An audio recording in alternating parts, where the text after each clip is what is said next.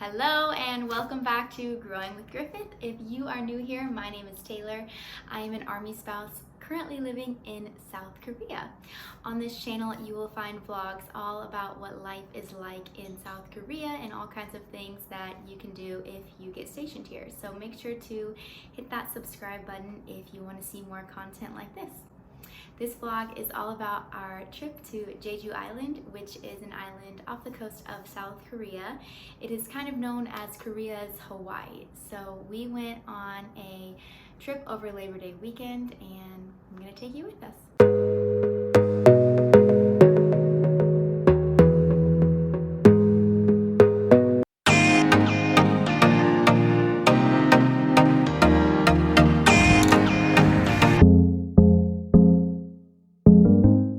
So we decided to fly out of Cheonjeju Airport, which is about an hour away from base. The tickets were around $150 each, and that's round trip. It's a pretty small airport, so you don't really need to get there too much ahead of time. 1 hour is perfectly fine, and the flight is super easy, just an hour, and it's actually super beautiful.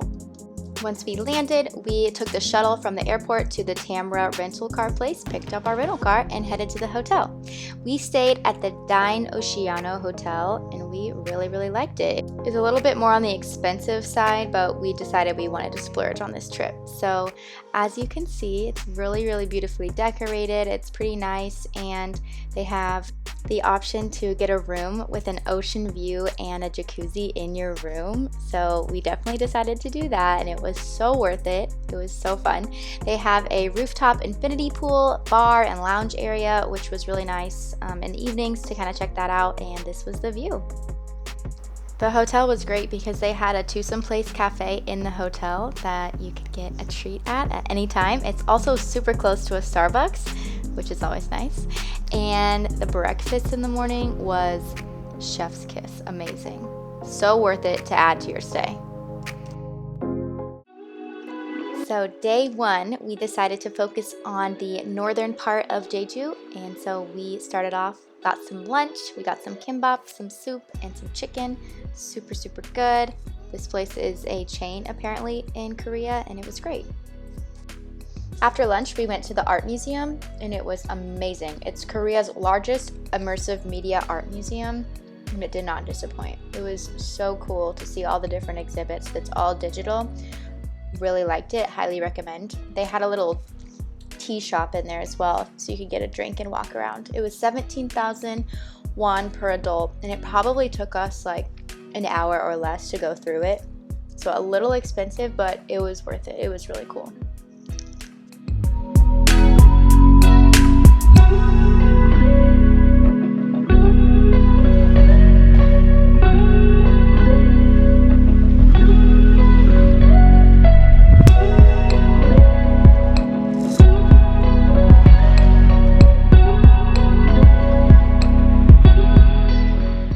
They had a really good gift shop, and I got some pretty postcards from their gift shop. If you haven't noticed yet, you will see all these tangerines in all over Jeju because they are famous for their tangerines here. They're called hallabongs. So next up was the Yongyeon Cloud Bridge, which also had a bunch of walking trails right next to it. So we just took a nice walk, and definitely another site I would recommend. It was beautiful. These flowers were gorgeous, and it was fun to just take a walk. And something common in Korea is they have these outdoor workout areas where you can do a little workout in a park. And honestly, I think it's hilarious. It was definitely time for some coffee, so we found this beautiful cafe and bistro called Antoinette's.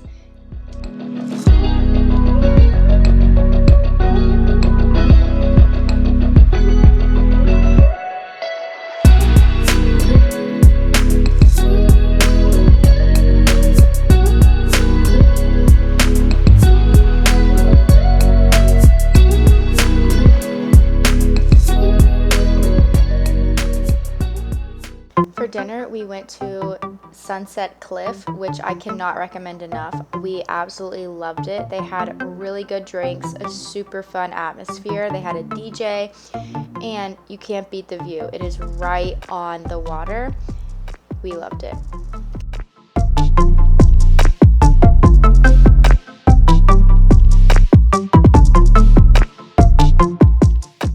And then we ended the night by walking over to the Malibu Beach Bar, which had this big area where you could sit outside, and again, you're right on the water. So we had a drink with some friends, and that was it.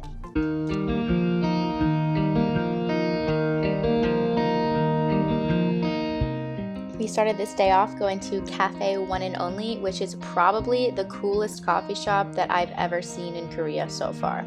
In Korea, you have to sign in with your name, where you're from, your number, and take your temperature everywhere that you go because of COVID. But anyways, this cafe was amazing. It was right by the water and also right by this beautiful mountain, and the food and drinks were insane. They were so good. We got an orange latte, a chocolate cake that was shaped like the mountain that's right behind us, and a coconut latte. It was amazing.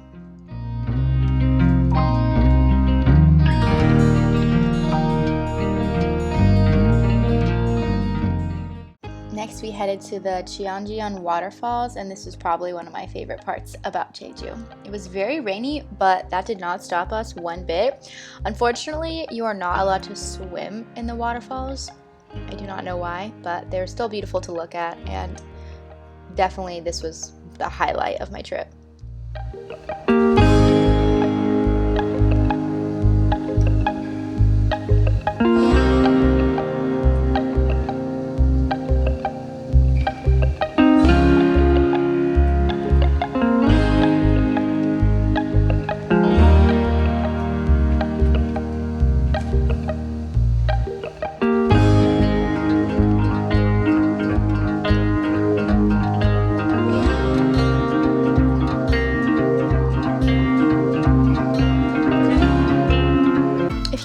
You know how much I love Starbucks, and I saw this one on TikTok and we finally found it. Obviously, it's so cool, and they have special merch that you can only get at the Jeju Starbucks, and I actually got to bring a cup home, which I'm so excited about. They have special Jeju drinks like the Jeju matcha shot latte, the mugwort latte, a black sesame and cream frappuccino, and even like a carrot frappuccino. We weren't too adventurous in trying those, but we got a peanut butter frappuccino. Right across the street from the Starbucks is a teddy bear museum, which is exactly what it sounds like, a museum full of teddy bears.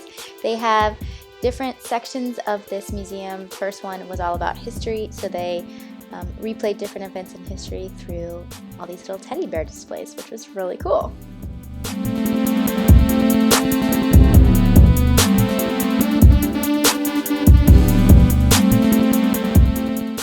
My favorite teddy bear that we saw was definitely this one. It was over $182,000. It was a Louis Vuitton teddy bear.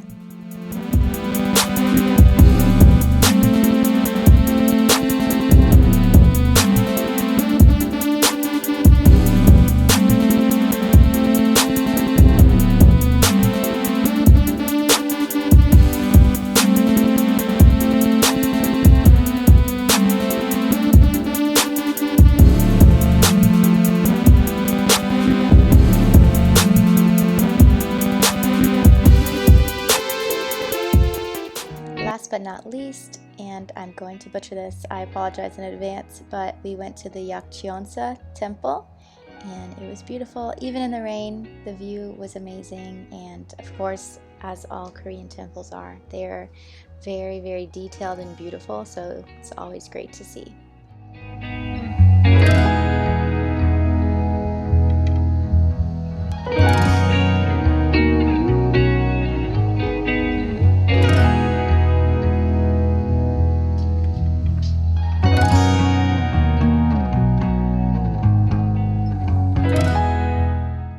And here I am ringing this bell 3 times, making 3 wishes.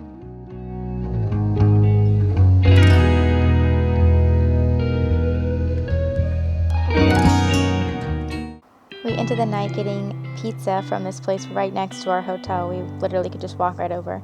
And we had these little stray cats at dinner with us. They were so cute, but definitely did not touch them. This place was pretty good. We actually were able to try a pizza that had oranges and peanuts on it. It was pretty good. It was set up with all these little photo spots, and you could literally walk there from the hotel if you're staying at the Dino Shiano, and that's all we did. Day 3 in Jeju, we started off with a walk along the coast right outside our hotel, and we grabbed some mango juice, fresh mango juice from this place called Rich Mango, which was right by our hotel. It was delicious, so good, highly recommend. And then we headed to the caves, or technically this was a lava tube, and I will be honest, I do not recommend doing this. There was not much to really see, as you can see from the video. It was just kind of boring. I think that Jeju has different caves that are much cooler than this one, so I would definitely pick a different one. Thankfully, we found this incredible tiny little restaurant that had really, really good food. You could fit probably like 6 people in this tiny little spot, and look how cool this wooden menu is. I don't know, I just thought that was awesome. It was really, really good. There was just one person in there. We got some tacos, some guacamole, and margarita, and it was right near the beach, so we hit the beach right after that, and it was beautiful.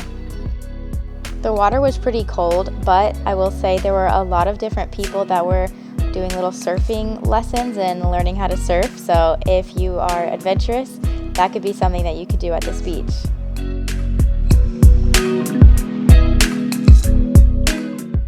We ended up finishing the rest of our day by just driving along the coast and kind of just seeing what was around when we were driving. And we stopped at a coffee shop, of course, because afternoon equals coffee in Korea.